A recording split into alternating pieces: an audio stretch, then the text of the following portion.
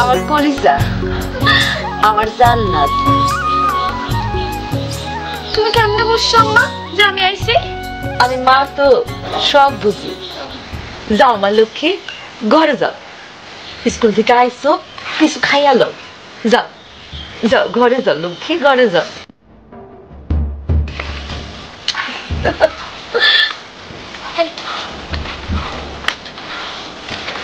পাগলি মাইয়া আমার।